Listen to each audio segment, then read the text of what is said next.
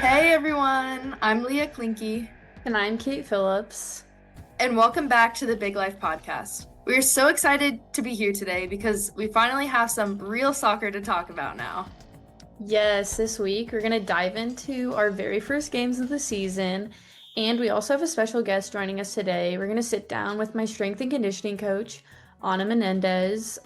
She's going to give some incredible insight about our in season workouts, injury prevention, plus some great advice for athletes who are just getting started with strength training. But first, we're going to catch up on how the opening games went this past week. So, Kate, how was your first game? I know you guys only had one this week. How did that go? Yes. So we played South Dakota State. They were actually a really great team. Obviously we didn't know a ton of about them because it was the first game. We ended up tying 1-1, which is kind of annoying. You always want to finish a game strong. We gave up a late goal. But our team did well. We learned a lot about like what we want to do in our attack, and obviously defensively. But I think we played really well. We scored off a corner kick, which is always exciting when it's the first game. Mhm. Um, but yeah, Yeah. lots to learn from that game, definitely. And we're excited. We have our second game tomorrow, so that'll be exciting. So, Leah, how did your first two games go? They, I mean, went pretty good. I mean, not too smooth, but it was good. Our first game we played Western Michigan on Thursday, and we ended up beating them 2-1. I mean, they're a very good team. They win a lot of games, and they have in the past years. So it was a good battle from us, a good fight, and I mean, they were a great team. So I'm sure they're gonna have a very good season, but. We came out with a win, so that was a good game for us. And then we traveled to Arkansas and played Arkansas on Sunday, and we ended up tying them. Obviously, I mean, not the result we wanted, but they're a very good team. They were number six, we were number two, so it was a big matchup. There was a lot of fans. It was competitive. It was crazy at times. The ball was in the air a lot. So just really competitive, but a great environment.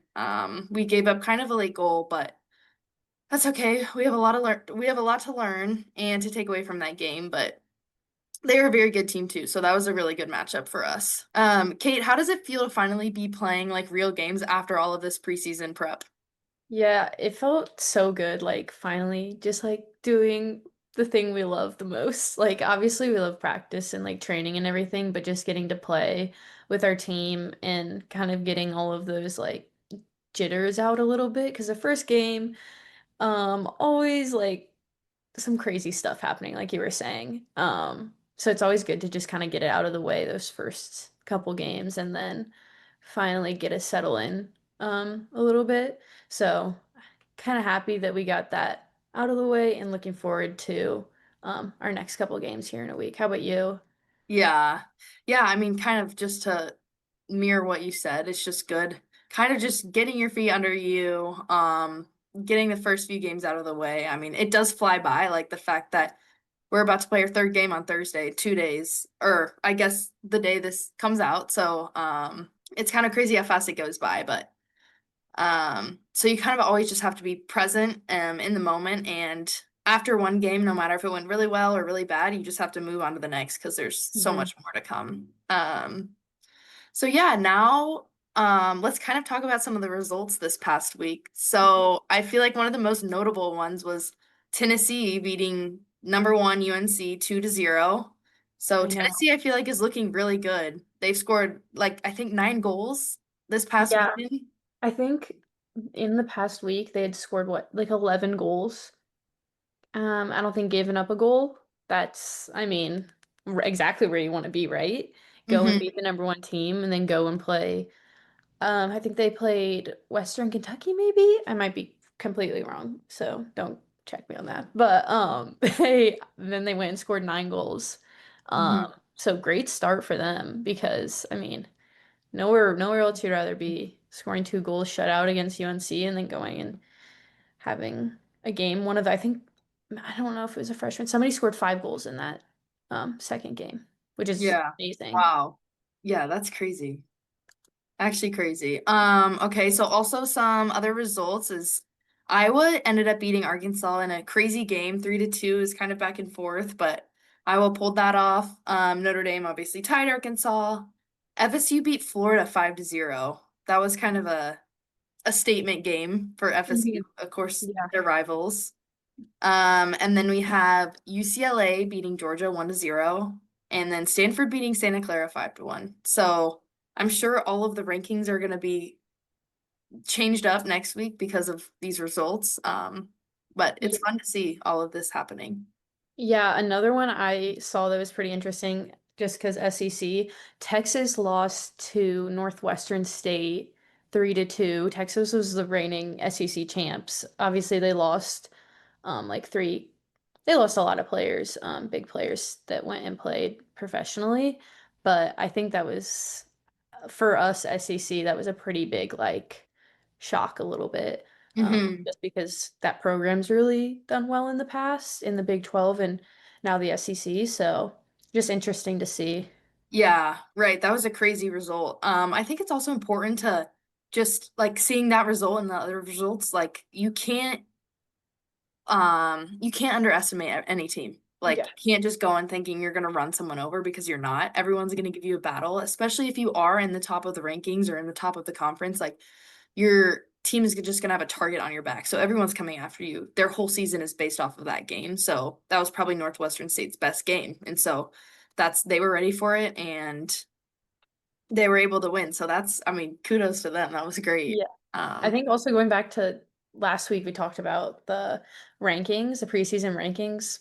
Again, mean nothing. Looking at all of these, like, I mean, some of them a little bit, but also like a lot of teams that are ranked not super high came through and were beating teams that were ranked um, above them. So I mhm. think it kind of is like doesn't mean anything because it's a new group of girls. Right. Yeah, exactly. Really doesn't mean anything. You never know how their spring season went or yeah, what freshmen teams are bringing in, what transfers. So it Mhm. all changes up, but yeah, those rankings definitely are already all shaken up. Yeah. So yeah. Do you want to talk about some games that you're looking forward to this next week and what to look out for and watch?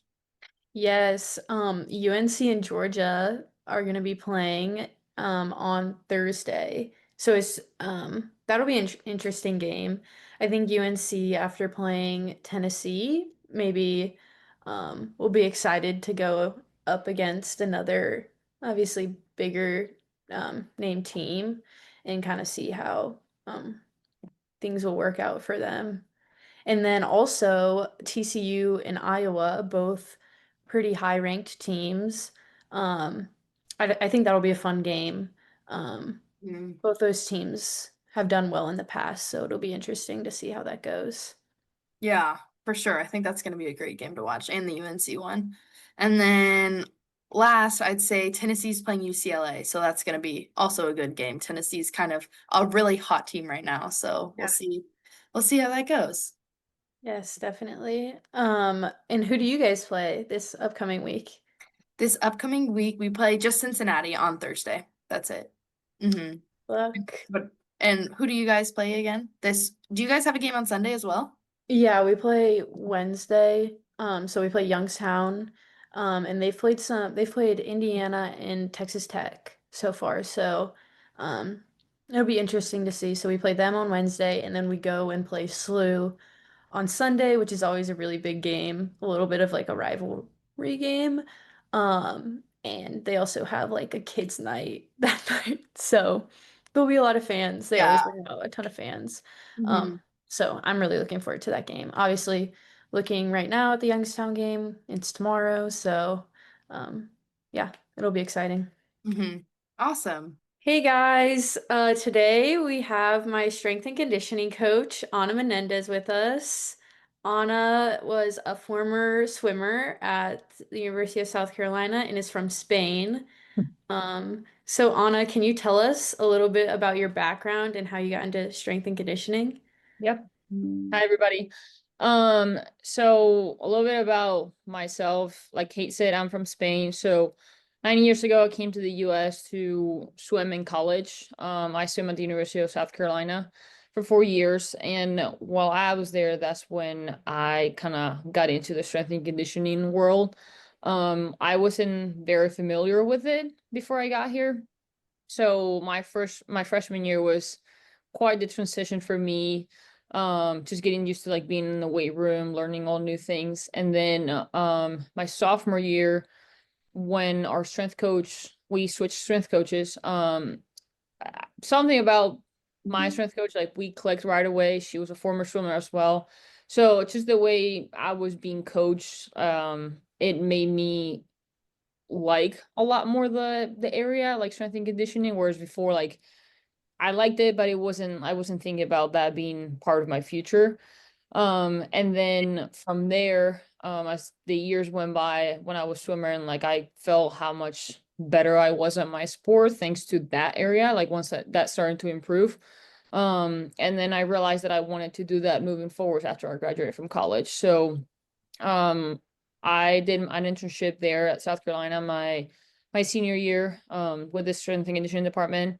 And then from there, I got a graduate assistantship at Florida State, where I was working on my master's in sports science and then working also with the Olympic sports, the strength coaches for the Olympic sports.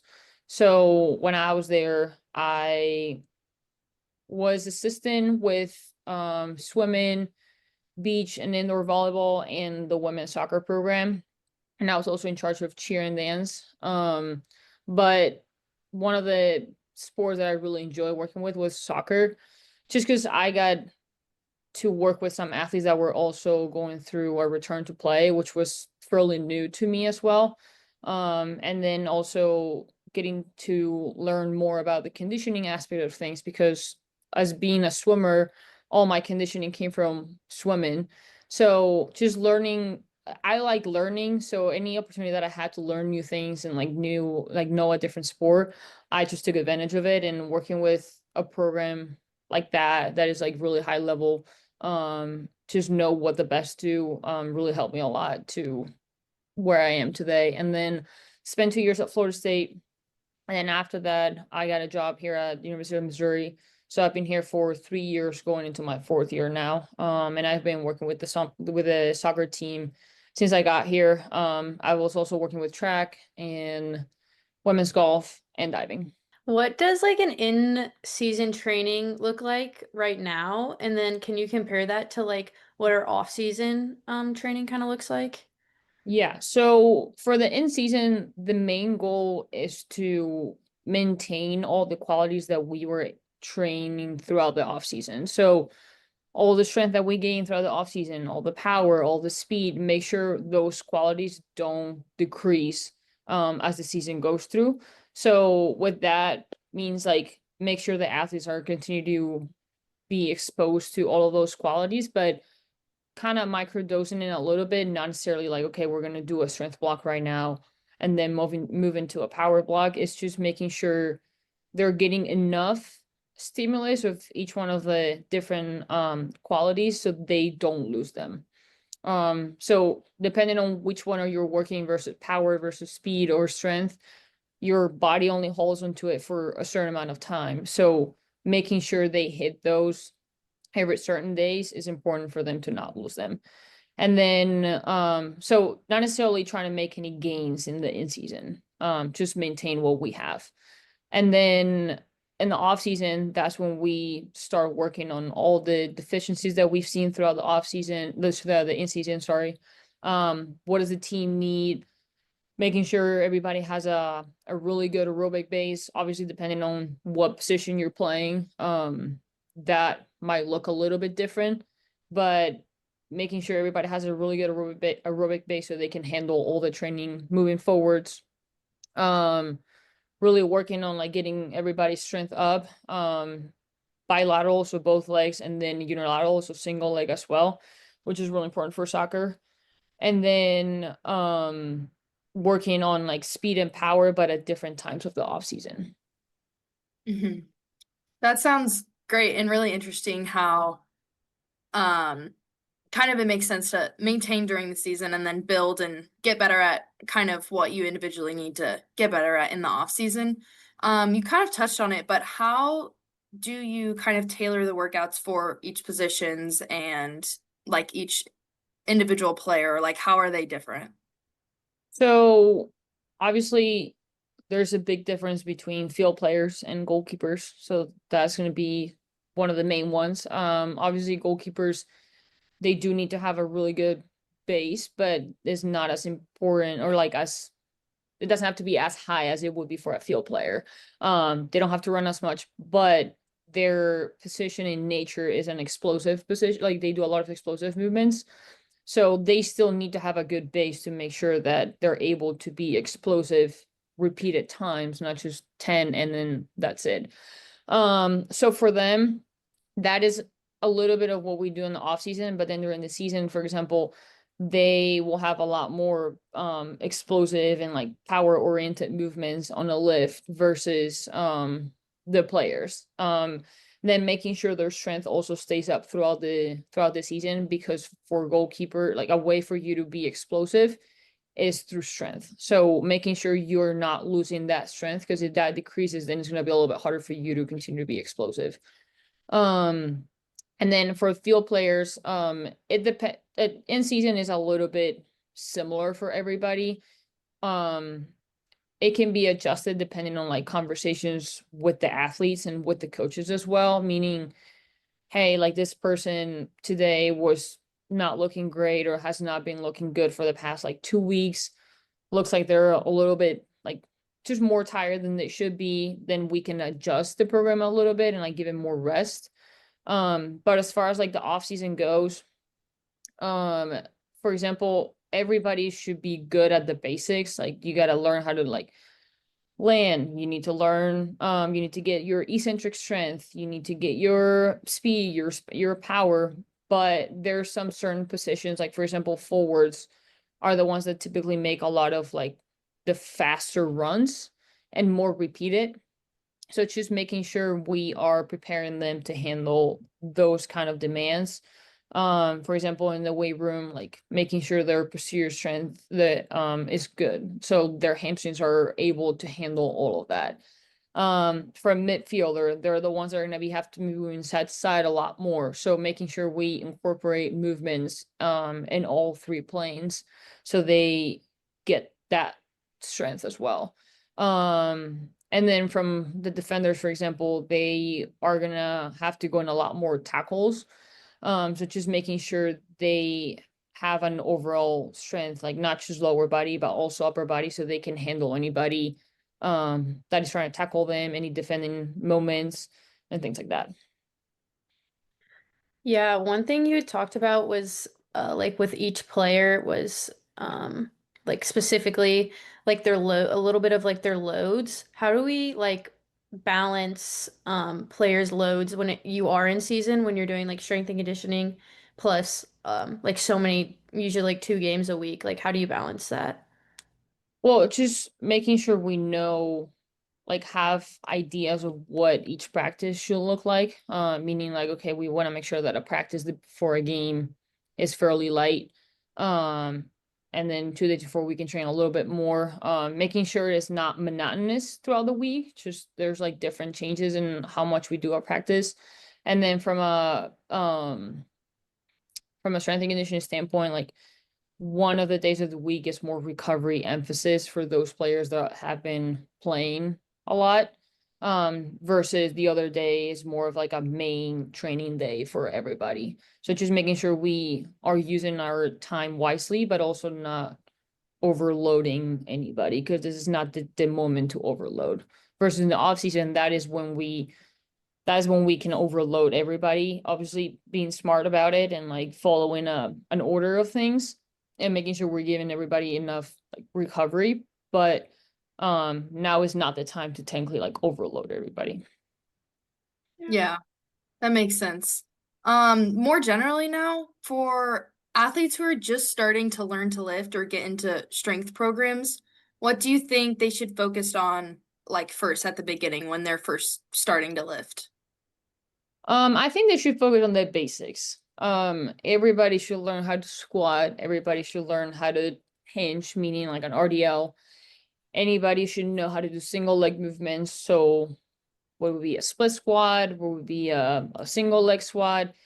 Everybody should know how to press for an upper body, and everybody should know how to pull. And then as far as like core goes, everybody can train core, but if you're working on learning how to squat, RDL, all of those compound movements are going to make you train your core at the same time, which is more relatable to what sports are in general. Like any sport, you're not just only using your core, like you have to learn how to connect that to the rest of your body. So it's not like, oh, you have to do a ton of crunches. No, like training with like learning how to squat and do the main movements will also train your core at the same time.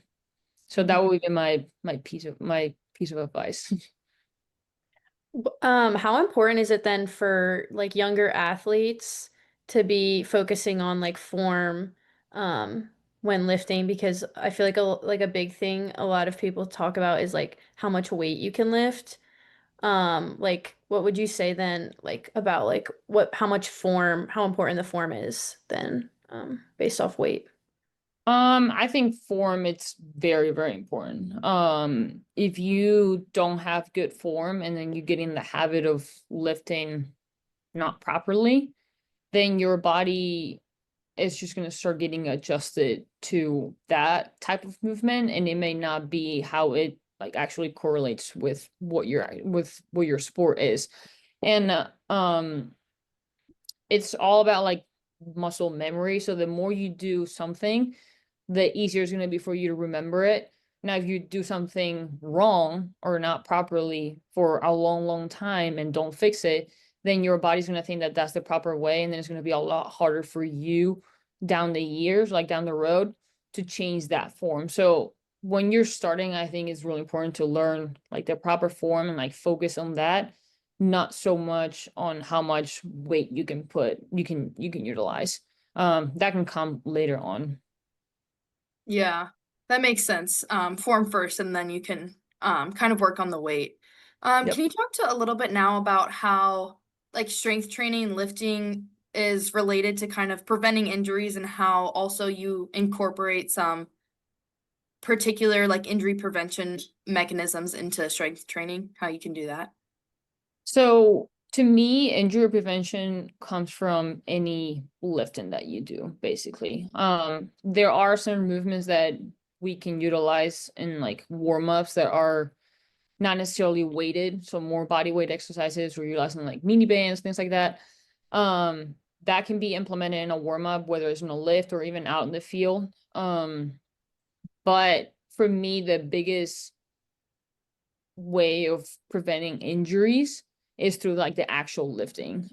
So for your body, you have to stress your body to be able to create some sort of adaptation. And whatever adaptation you're trying to get to, that's what's going to help you become a better athlete at whatever sport you're doing.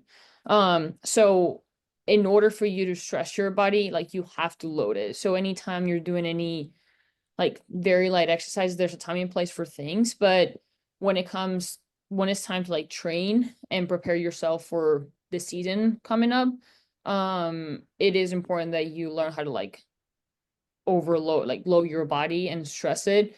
I mean, for soccer, the you don't need to be the strongest person in the room, but being stronger is going to make your body be more resilient. Especially there's like the eccentric strength, like you need to learn how to absorb forces when you're a soccer player because of all the decelerations that you're doing, all the jumping that you're doing, all the non-contact injuries, like those come from like the deceleration piece. So make sure you are stronger in that phase so your body's able to handle that when the time comes.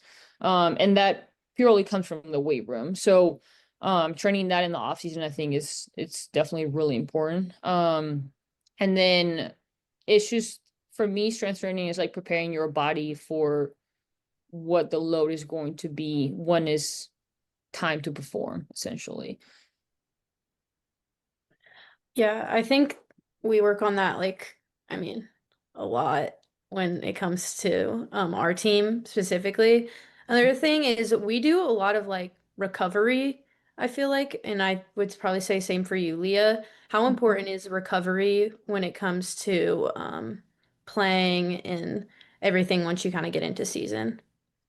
It's just as important as your training sessions and as important as your nutrition and as important as your hydration. It's just it gets to a point that if you don't take care of your bodies when you really need to, then they're gonna get to a point that they will break down. So making sure you're really taking care of your bodies outside of the field, whatever your sport is really, really important, especially in the in season, which is when you want to stay fresh as much as possible and like be ready for a game day, for when you have your next race, whatever that means.